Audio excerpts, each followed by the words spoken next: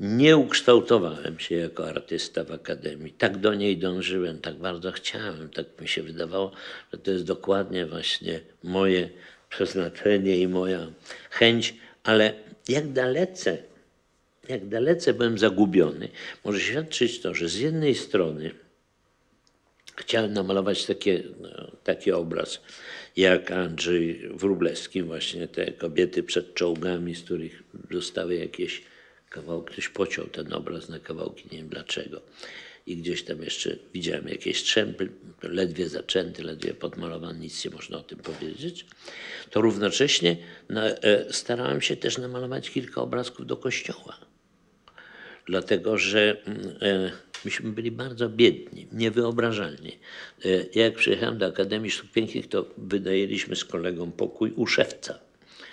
Ale to nie pokój wynajęliśmy, w którym myśmy mieszkali, tylko po prostu spaliśmy z szewcem razem w jednym łóżku, bo to było tylko jedno łóżko. Także, a w Krakowie było kilkuset malarzy, którzy umieli malować, umieli się kręcić, także, a myśmy nic innego nie umieli, tylko trzeba było zarobić w ten sposób. Więc rozglądaliśmy się też za jakąś pracą. Jak się otworzyła, jak się powstała, organizowała wystawa ziem odzyskanych we Wrocławiu, no to była pierwsza okazja, żeby zarobić jakiekolwiek pieniądze. Wszyscy tam jechali, żeby namalować jakieś freski, jakieś liternictwo, cokolwiek, żeby w ogóle zarobić jakiekolwiek pieniądze na życie, dlatego że jedynym źródłem utrzymania było stypendium, które było bardzo niewielkie i pozwalało żyć naprawdę na skraju nędzy. A zarobić było bardzo trudno. Więc nagle może by namalować coś do kościoła, może by gdzieś coś sprzedać, może by gdzieś zrobić jakąś grafikę. I to nie tylko dotyczyło mnie, ale większości, dlatego że większość z nas po prostu albo nie miała rodziców, albo ci rodzice nie mogli jej pomóc nam. I myśmy już stali na własnych nogach i tak działali wtedy wszyscy, cała ta grupa. To oczywiście też wpływało na jakąś taką dezorientację. I pewnie rozstając się z Akademią po 3 latach studiów,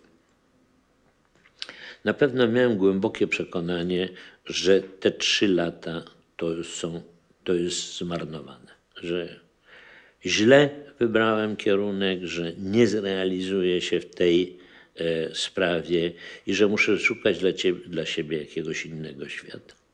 Może jeszcze jeden był psychologiczny też moment, dosyć istotny. Mianowicie praca malarza, artysty jest pracą samotnika.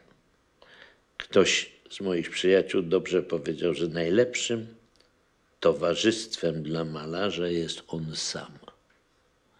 A mnie to towarzystwo mało odpowiadało. Ja potrzebowałem towarzystwa innych ludzi.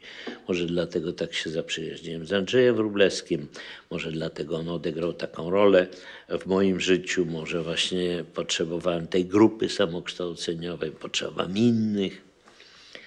W tej jakby wspólnocie lepiej się czułem niż samotnie stojąc przed płótnem i nie mogąc się zdecydować, czy ja chcę malować tak jak moi profesorowie, czy ja chcę malować tak jak Wróblewski, czy ja chcę malować coś, co byłoby z tradycji malarstwa kościelnego, no bo znałem tych wszystkich jakby z mojego zetknięcia okupacyjnego, kiedy malowałem kościoły.